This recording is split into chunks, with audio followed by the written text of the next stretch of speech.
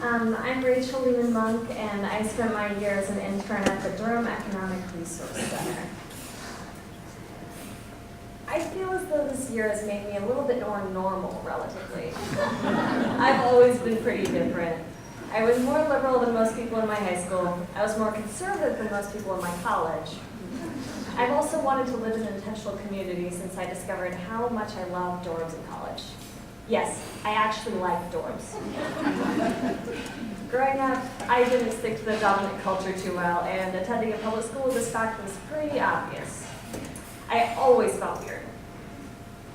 In the Johnson intern program, I was introduced to the word co-creation, which has given new meaning to my odd opinions on the life experience. Co-creation is the following. This is straight from the JIB website, so I hear, and it's my favorite definition I've seen so far, so props to the JIB program. I hear a voice of truth above the clamor of the dominant culture, a voice that asks me to question my culture's assumptions and beliefs. As a servant leader, I align my life with this truth and engage with others to be co-creative instruments of justice and peace. I wouldn't necessarily say that my different choices in my living habits are the truth. To me, that would be saying that I'm totally right, and as someone who spent 3 hours a week at a community meeting with 7 other people for the past 11 months, I know how dangerous being right is. For every additional person who thinks they are right, the length of the community meeting increases by 30 minutes. Hence why they're 3 hours long. I think of co-creation as choosing to do what you feel is right, whether or not the dominant culture agrees with you. So essentially, co-creation is choosing to be weird.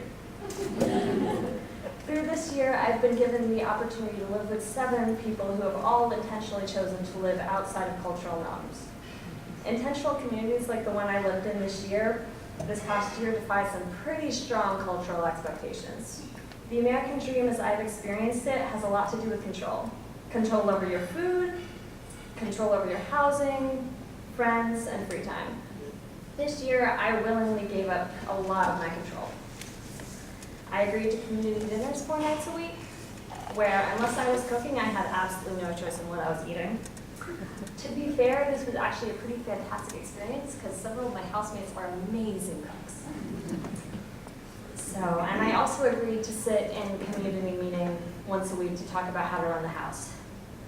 I never knew that dishwashing could be an emotional topic until it came up in one of our meetings. I've given up so much control, and as a result, I have gained 7 close friends and a year of living much more sustainably than I would have otherwise. Living in an intentional community like ours is better for the environment, less expensive, and can be an incredibly heartwarming and eye-opening experience. For my internship, I spent the year at the Durham Economic Resource Center, which is a nonprofit which works to end poverty in Durham by helping people with major barriers to employment find living wage jobs. We primarily work with people with criminal records, mental illness, substance abuse, and substance abuse history. To me, the roles that Dirk and the other placements play are true examples of social justice and leadership. They're examples of taking care of everyone, regardless of whether you trust them or whether you're going to receive any gratitude or substantial monetary compensation for your work. In my time at Dirk, I've received every type of response to my work. I've had clients who come in every single day saying thank you for everything that we do and for the opportunity. I've also had clients who, it felt to me, came in every single day with a new way to avoid listening to anything I said to them. I've been told the truth and lies in equal measure. I've been given hugs and I've been yelled at. The reason work at Dirk is fulfilling is not because it's a comfortable work environment. It's not. It's a really challenging work environment at times. We work at Dirk because we want to help people change their lives, and sometimes we succeed. One thing I've definitely taken from this year is that sometimes to have your life changed, you have to be okay with being really, really uncomfortable. So, having participated in the Johnson intern program, I'm a little bit more normal than when entering it. I've spent the past year with other people who want to devote their lives to social justice and are willing to live in an intentional community.